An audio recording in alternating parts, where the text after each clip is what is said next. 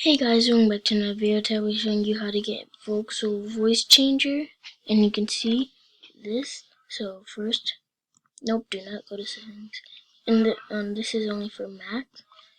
You're gonna go to vocie, then you wanna click.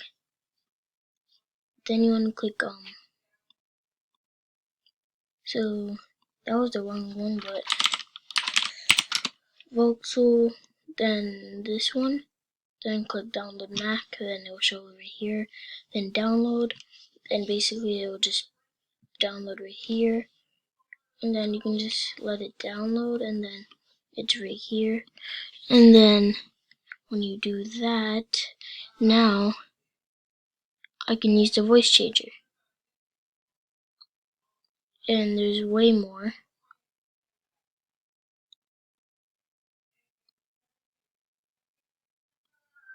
So yeah.